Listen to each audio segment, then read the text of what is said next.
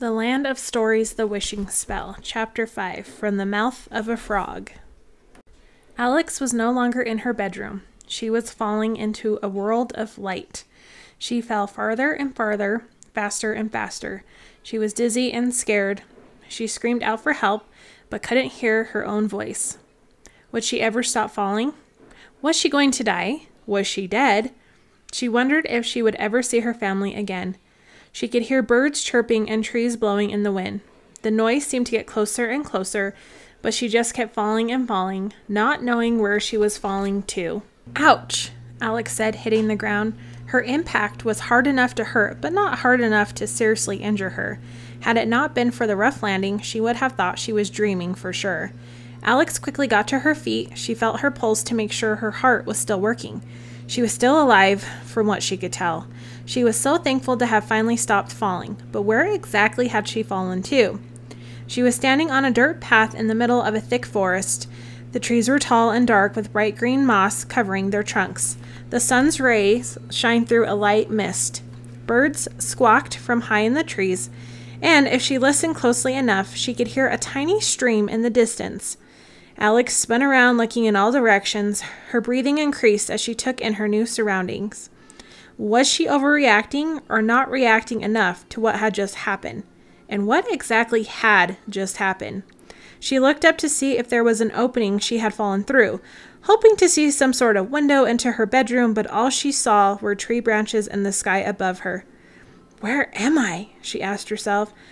Ah! As if he had fallen right out of thin air, Connor landed hard on the ground beside his sister. He was pale and screaming, and his limbs were stretched out in all directions. Am I alive? Am I dying? Am I dead? He asked from the ground with his eyes tightly closed. You're alive, Alex told him. She had never been so happy to see him. Alex, is that you? Connor asked. He slowly opened his eyes one at a time and looked around. Where are we? He asked as if she helped him to his feet. It looks like some kind of forest, she said. It was unlike any forest they had ever seen in real life, at least. The colors were so vivid and the air was so crisp. It was as if they had fallen into a painting Alex was positive she had seen before. Look, Connor said, pointing at the ground. All of our pencils! The path was littered with the pencils Alex had been dropping into the book all week. She also found her school bag and a few of her dirty socks in the middle of the mess. But where were all the books she had dropped into the Land of Stories? So this is where they all went, Alex said. But where is here? Connor asked. How far away from home are we? Alex couldn't answer him. She was starting to become just as worried as he was. They were worse than lost. This is all your fault, Alex, he said. My fault? Alex yelled. We wouldn't be here if you had just knocked on my door instead of barging in like the house was on fire. I knew you were planning this, Connor said. I had to stop you. I wasn't planning on going into the book. I was just testing it out, Alex explained. You didn't have to follow me here. Oh, sure. Was I supposed to just leave you in the book by yourself? He exclaimed. What? Was I supposed to tell Mom when she got home? Hi, Mom. Hope you had a good day at work. Alex fell through a book. By the way, what's for dinner? Give me a break. Connor began jumping upward as high as he could. What are you doing? Alex asked. We fell from somewhere up there. There's got to be a way back, he said, but all his jumping was pointless. Connor eventually tired himself out and he took a seat on the ground against a tree trunk. What if we were transported to another country or something? Connor asked. His forehead became more wrinkled the further he thought about it. What if it took us to Canada or Mongolia or somewhere? How long is it going to take for Mom or someone to find us? Suddenly, the ground started shaking. A powerful rumbling had consumed the forest. The branches of the trees shook, and the small rocks on the ground began jumping as something massive moved closer towards them. What's happening now? Connor yelled. Let's take cover, Alex said. She grabbed her bag and the twins ran off the path and into the forest a little way and took refuge behind a particularly wide tree. They couldn't believe what they were seeing. A huge cavalcade of soldiers on white horses rode past them. Their armor was clean and shiny. They carried green and silver shields with large red apples painted on them, and waved flags with the same design. Alex, did we go back in time? Connor anxiously asked his sister. That looks like something straight out of medieval times. The pencils were all obliterated under the horses' hooves. The soldiers were moving at such a fast and forceful pace that none of them noticed the awestruck twins peeking out from behind the tree. Alex was fixated on their shields. A red apple was such an odd thing to be displayed on a shield, but there was something so familiar about it, she couldn't put her finger on it. The rumbling slowly faded away as the soldiers disappeared down the dirt path. The twins both stayed behind the tree for a few moments, making sure the coast was clear. "I don't know about you, but I've had about as much excitement as I can handle for one day," Connor told Alex. A poster pinned to a nearby tree caught Alex's eye. She walked over to it and pulled it off the tree for further inspection. It was old, with faded writing, and a picture of disgruntled-looking little girl with curly blonde hair was centered on it. The poster read, "Wanted, dead or alive, Goldilocks, for burglary, thievery, and running from the law." Alex's face went white, and she stopped breathing for a moment. She had realized where they were. No wonder the trees had been so recognizable. She had seen pictures of them so many times growing up. The book had taken them to the exact place she had hoped. "Is it possible?" she asked herself. The wheels in her head had never spun as fast as they were now. "Is what possible?" Connor asked. "Do you know where we are?" "I think so," Alex told him. "Where?" Connor asked, fearing the answer. "Connor, we went into the book," she explained, but he wasn't following her. "I think we're actually in the land of stories." She handed him the wanted poster, and he read it. His eyes grew as wide as a lemur's. "No, no, no. This cannot be happening. This is crazy," he said, shaking his head. He handed the poster back to his sister as if it were infected with rabies. He couldn't believe what she was saying. He didn't want to believe what she was saying. "Are you telling me we're in the fairy tale world?" "I'd recognize this forest anywhere. It's straight out of Grandma's book," Alex said with an unplanned smile. "But it makes perfect sense. Where else would it have taken us?" "We just fell through a book. Nothing makes sense," Connor said. "So are we stuck here or what? How do we get home?" "I don't have all your answers, Connor," Alex said. "Don't forget, all of this just happened to me too." Connor began pacing around the trees with his hands on his hips. "I can't believe I ditched detention and wound up in another dimension," he said. Alex was rather grateful her brother had come after her. They had lived together all their lives and had been in the same classrooms since kindergarten. She didn't know she could handle being in a different dimension by herself. "I hope you're happy, Alex," Connor said. "I told you we should have thrown the book into the creek." "Enough with the blaming," Alex said. "It doesn't matter how we got here. The point is we're here now. What matters is finding someone who can help us get home." "Excuse me, may I help you?" said a proper voice behind the twins. They jolted at the sound of another voice besides their own. They turned around to see who it had come from, and once they saw it, they both wished they hadn't. Standing behind Alex and Connor was what could be best described as a frogman. He was tall with a wide face, big glossy eyes, and a shiny green skin. He wore a dapper three-piece suit and carried a large glass jar of lily pads. "Forgive me for eavesdropping, but I'd rather good with directions if you need some," he said with a very wide smile. Alex and Connor were so petrified that they were paralyzed. If they needed any more evidence that they were in the fairy tale world, this was their proof. "You look awfully young to be in the forest by yourselves," the frogman said. "Are you lost?" Connor let out a high-pitched squeal and lasted much longer than it should have. "Please don't eat us," he said, and dropped to the ground in a fetal position. The frogman looked down at him with a frown. "Young man, I have no intention of eating you," he said. "Is he always like this?" the frogman asked Alex. Alex responded with a squeal, almost identical to the one of her brother had made. I know, don't worry. I'm used to people screaming at me," the frogman told them.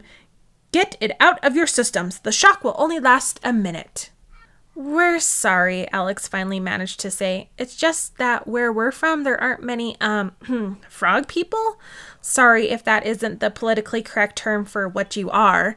Connor let out another high-pitched noise. It wasn't a scream this time, but it was embarrassing nonetheless. The frogmen studied their faces and paid special attention to their clothes. "Where exactly are you from?" "Pretty far from here," Alex said. A piercing set of wolf howls echoed through the forest. All three of them jumped at the sound. The frogman looked around the trees with fear in his big glossy eyes. "It's getting dark," the frogman said. "We better get inside. Please follow me home. It's just a few minutes' walk from here." "Nice try," Connor said. The wolf howls echoed again. This time they were much louder than the first. Wherever the wolves were, they were getting closer. "I know I look scary now," said the frogman to the twins, "but I'm nothing compared to some of the creatures that lurk around these woods at night. I promise I will not harm you." There was such concern in his eyes, it was hard not to trust him. The frogman took off at a brisk walk deeper into the forest. Alex nudged Connor. "We'd better follow him." "Are you crazy? I'm not going home with the giant frog," Connor whispered to her.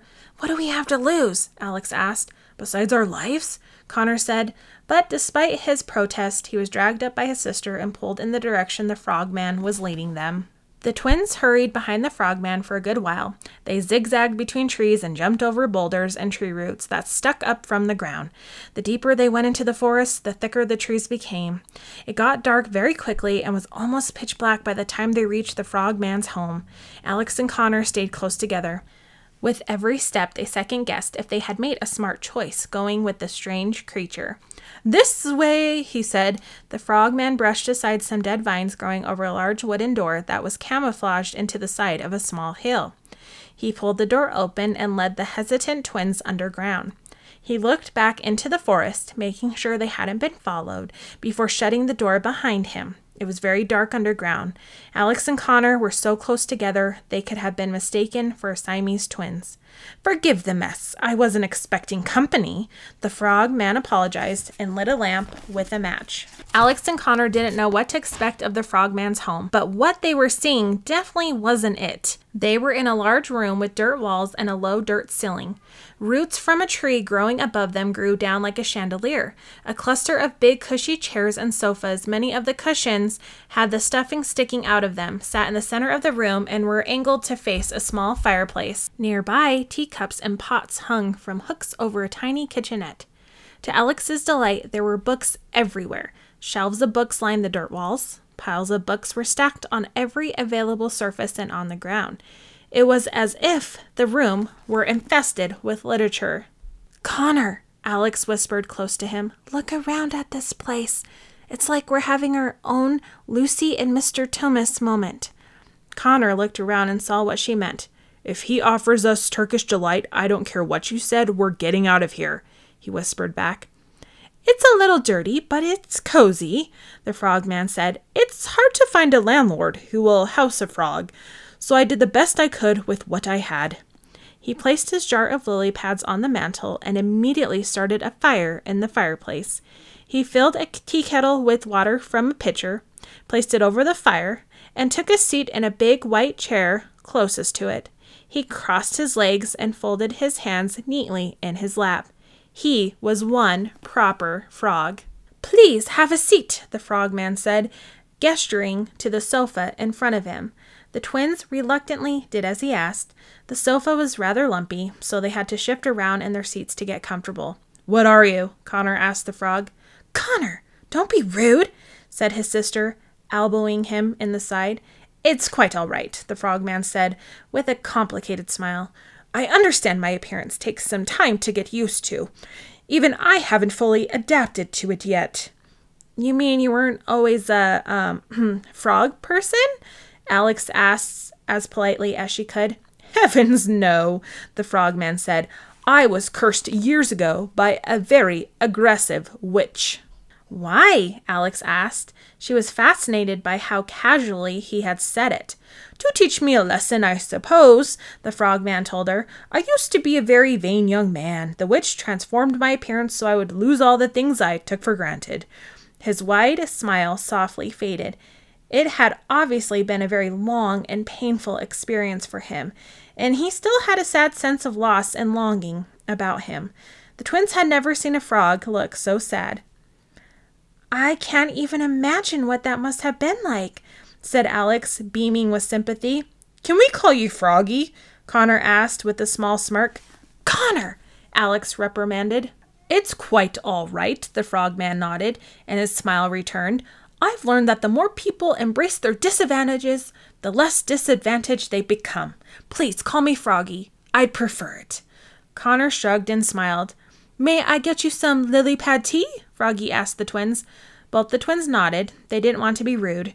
Froggy retrieved the tea kettle from the fire and hopped literally to the kitchenette and poured water into 3 teacups.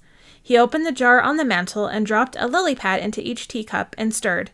Do either of you take flies with your tea? He asked, reaching for another jar on the mantel, this one filled with dead flies. No thanks, Connor said.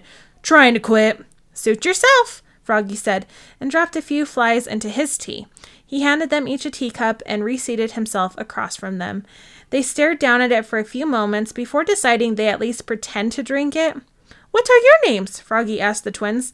I'm Alex, and this is my brother Connor. A large and happy smile came to Froggy's face. Are you by any chance Alex Bailey? Froggy asked, grinning from ear equivalent to ear equivalent. Yes. Alex was shocked. How did this amphibian know who she was? As in, this book belongs to Alex Bailey? Froggy asked. He leaned over the side of his chair and pulled up a stack of books, opening one to show where the phrase was written inside of it. Those are my books, Alex said excitedly, recognizing the book she had dropped into the land of stories. I was wondering what had happened to them. It was so peculiar, Froggy explained. I was out collecting flies and was walking down the path to the swamp when one just fell from the sky and landed on my head. I returned the next day and found several more in the same spot. It was the oddest thing that had ever happened to me. You mean besides being turned into a frog, right? Connor asked. Because if I were you, that would be on the top of my list. Ouch! Alex elbowed her brother. Froggy ignored Connor and went on with his explanation. As you can see from my shelves, I love to collect books, especially when I'm not expecting to, he said. And these books were unlike any I've ever read. They describe people and places I have never seen or heard of, and I thought I had seen it all. The authors wrote about such interesting places. Could you imagine a world without witches or trolls or giants? What imaginations! Froggy chuckled at the thought of this. The twins laughed along with the best fake laughs they could muster. Please keep 'em. I have duplicate copies at home, Alex told Froggy. Froggy was delighted to hear this. Connor cleared his throat. Speaking of home, I didn't mean to interrupt this little book club, but we're very lost and would like to know where we are. Froggy's glossy eyes went back and forth between the twins, watching them closely. Oh, children, you wouldn't be here if you knew where you were, Froggy said. You're in the dwarf forests. He had expected to get some sort of worried reaction from the twins, but Alex and Connor just stared at him with very little expression. The dwarf forest? Alex asked. What are the dwarf forests? You've never heard of them? Froggy asked, completely appalled. The twins both shook their heads. It's a very dangerous place, Froggy told them. It's the only designated area of land without a ruler or government. It's a kingdom where everyone is their own king. It's used to be populated by dwarfs who worked in the mines, but now it's full of criminals and fugitives mostly. It's a place where people go when they don't want to be found. Knowing that they had not only traveled into another world, but were in a dangerous part of the world did nothing to help the twins' anxiety level. Are there any other kingdoms? Alex asked. Froggy was stunned. It was as if she had asked him what color the sky was. However, he seemed to be enjoying their unfamiliarity. Of course, he said.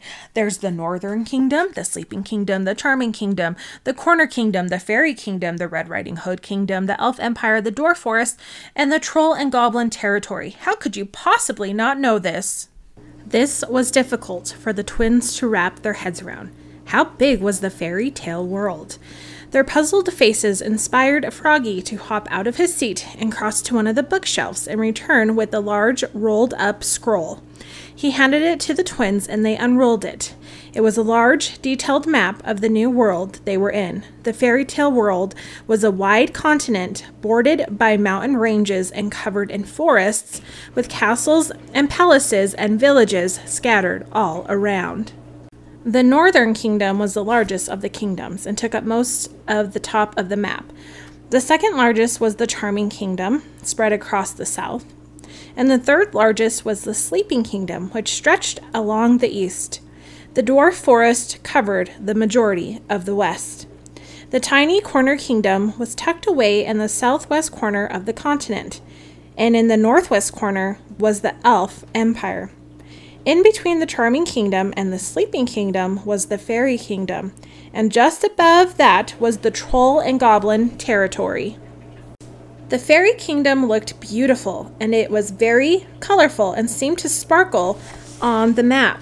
The Troll and Goblin territory looked frightening and appeared to be surrounded by large boulders and rocks, preventing anything from going in or coming out. In the very center of all of it was the Red Riding Hood Kingdom, circled by an unmistakable brick wall of gigantic proportions. Alex and Connor couldn't believe it. The world they had grown up hearing about was real. It was all real, and it was bigger and better than they ever could have imagined. Alex couldn't help but get emotional. Tears began to flood her eyes. Together, all of the kingdoms create the Happily Ever After Assembly, Froggy explained. The Happily Ever After Assembly? Connor asked with a slight touch of sarcasm in his voice. It's the organization formed to uphold the treaty all the rulers signed so that all of the kingdoms could live in peace and prosperity, Froggy told them. Sounds like our United Nations, Alex whispered to Connor. All the kingdoms have their own traditions and celebrated histories, Froggy went on. And there are kings and queens, I'm assuming, Connor asked. Oh, yes, Froggy said. The Northern Kingdom is ruled by Queen Snow White. The Corner Kingdom is watched over by Queen Rapunzel. The Sleeping Kingdom, formerly known as the Eastern Kingdom, but renamed after the dreadful curse under which it was placed, is governed by Queen Sleeping Beauty. And of course, the Charming Kingdom is ruled by King Charming and his wife, Queen Cinderella. Wait, are these the current monarchs? Alex asked, with a spark of excitement in her eyes. You mean Cinderella, Snow White, Sleeping Beauty? They're all still alive? Of course they are, Froggy said. Oh my goodness, that's wonderful, Alex said excitedly. Isn't that wonderful, Connor? Whatever, Connor mumbled. How old do you think they are? Froggy asked. Queen Snow White and Queen Charming have only been married a few years. Queen Cinderella and King Charming are expecting their first child soon. Queen Sleeping Beauty and King Charming are sadly still trying to restore their kingdom to consciousness after the horrible sleeping spell it was placed under. Wait, Connor said. Are you saying all these queens are married to the same guy? Certainly not, Froggy said. There are 3 King Charmings. They're brothers. Of course, Alex said. Snow White, Cinderella, and Sleeping Beauty all married Prince Charming. There's more than one. How come I never thought about that? Connor's eyes were fixated on the map. He kept searching for some kind of road or bridge that would lead them back home, but he found nothing. Why are there a bunch of rocks around the Troll and Goblin territory? Connor asked. As punishment, Froggy said. Trolls and goblins are nasty creatures and have a habit of kidnapping people and turning them into slaves. The Fairy Council forced the trolls and goblins into one territory, and none of them are allowed to leave without permission. Fairy Council? Alex asked. This world was almost too good to be true. Yes, they're a group of most powerful fairies of the kingdoms, Froggy explained. Cinderella's fairy godmother is one of them, and so is Mother Goose, and all the fairies that blessed Sleeping Beauty when she was a baby are on it too. They rule the fairy kingdom and are leaders of the Happily Ever After Assembly. Is Red Riding Hood Kingdom under some sort of punishment too? Connor asked. Why is there a huge wall built around it? Alex looked down at the map and back up at Froggy, equally curious. That was the result of the CRAWL revelation, Froggy said. What was the Crawl revelation? Alex asked. The citizen riots against wolf liberty, Froggy explained. The Red Riding Hood Kingdom used to be a group of villages in the Northern Kingdom that were constantly under attack by wolves. They begged the evil queen, Snow White's stepmother, who was on the throne at the time, to help them. But the evil queen was too occupied with her vanity, so they revolted and started their own kingdom. They built a huge wall around it so no wolves could get in. And now Red Riding Hood is the queen? Alex asked. Yes, she's the only elected queen in history, Froggy said. The villagers figured that her story was the most symbolic of their struggle, so they chose her to lead them. But isn't she just a little girl? Alex asked. No, she's a young woman now, a very self-obsessed young woman from what I hear. After all, she named the kingdom after herself. Her grandmother does most of the decision-making while she takes all the credit, Froggy said. Unfortunately, the Crawl revolution only led to the rise of the big, bad wolf pack. The big, bad wolf pack? Connor asked. Yes, they're the descendants of the original big bad wolf. They travel around terrorizing villages and attacking unsuspecting travelers, Froggy said. Oh joy, Connor said sarcastically. I'm sorry I asked. But besides that, things are very peaceful throughout the kingdoms, Froggy said. His voice drifted off and uncertainty grew on his face. That was until a week ago. The twins leaned forward. What happened a week ago? Alex asked. The evil queen escaped from the dungeons of Snow White's palace, Froggy told her. I thought everyone had heard. It's news to us, Connor said. That can't be good, Alex said. How'd she escape? No one knows, Froggy said. She just vanished, along with her magic mirror. Snow White's army has been searching throughout all the kingdoms for her. They pass through these woods at least twice a day. So far, they've found nothing, not even a footprint, to lead them in her direction. Do you think they're going to find her? Connor asked. I hope so, Froggy said. She's a very dangerous woman. She's the only queen in history to lose her throne. I couldn't imagine the revenge she must be seeking. Who knows what she's planning to do next? Alex suddenly became very tense. It had just occurred to her, along with all the characters she had grown up loving, all the ones she hated and feared actually existed too. It made her feel very uneasy and very unsafe. The fire in the fireplace began to fade, and Froggy got up to add another log. The twins' eyes and mouths were wide open and their heads were spinning from all this new information. Exactly how far do you live from here? Froggy asked as he sat back down across from them. The twins looked at each other, back at Froggy, and then back at each other. They didn't know what to tell him. Would he believe them if they told him the truth? It's practically a different world, Connor said. Alex shot him a dirty look and then nervously laughed, trying to make light of what her brother just said. Froggy wasn't laughing. He sat straight up in his seat, and his face grew very still, with an intensity in his eyes, as if he had found the solution to a mystery. Interesting, Froggy said, eyeing the twins back and forth, because if I didn't know better, just from the way you dress and the way you speak and the way you were so surprised at basic history, I would say that there was a very good chance you are indeed from a different world. They didn't understand what he was trying to say. Did he know something they didn't? Just out of curiosity, have you ever heard of another world? Alex asked him. Oh, preferably how to get back to it, Connor added. Froggy studied their faces even more intently for a moment. He got up again and went to a bookshelf on the far side of the room. He rustled through the books, looking for something of special interest. Finally, he found it, a small leather-bound journal with a red band around it. Have either of you ever heard of the wishing spell? Froggy asked the twins. Alex and Connor shook their heads. Froggy flipped through the pages of the journal.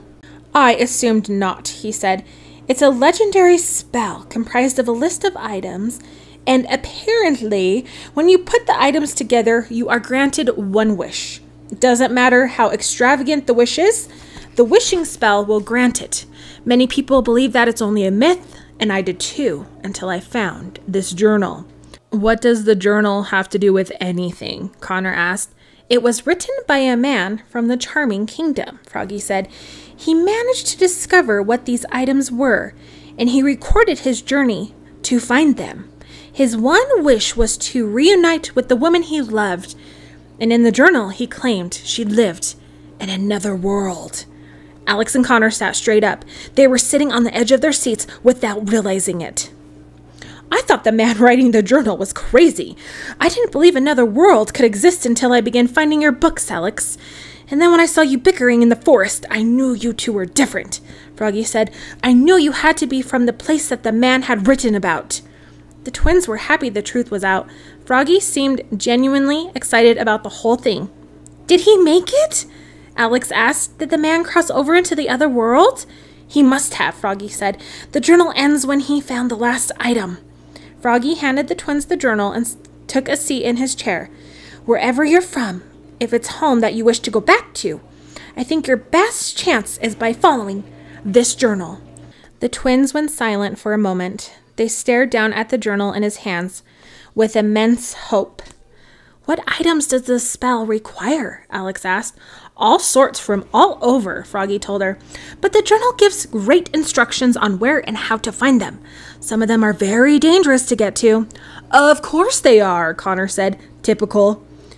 If the spell will grant whatever wish you want, why didn't you search for the items and wish to be a human again? Alex asked Froggy.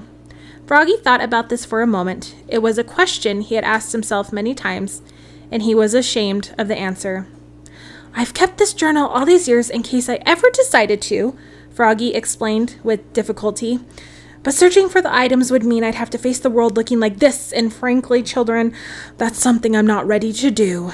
It's something I don't think I'll ever be able to do. He spoke from a place of deep sadness. Clearly, he wasn't finished learning the witch's lesson yet. It's getting late, Froggy said. Why don't you sleep on it and decide what you want to do in the morning? You're welcome to stay here as long as you would like. Thank you, Alex said. I hope we aren't a bother. No bother at all, Froggy smiled earnestly. Froggy got them a large blanket to share. He blew out all the lamps and put out the fire in the fireplace. Alex and Connor tossed and turned with the thoughts of the wishing spell all night, but there was no decision to make. If the journal offered a possible way home, they would have to do anything and everything it instructed them to do. They had no choice. They were about to embark on the greatest scavenger hunt of their lives.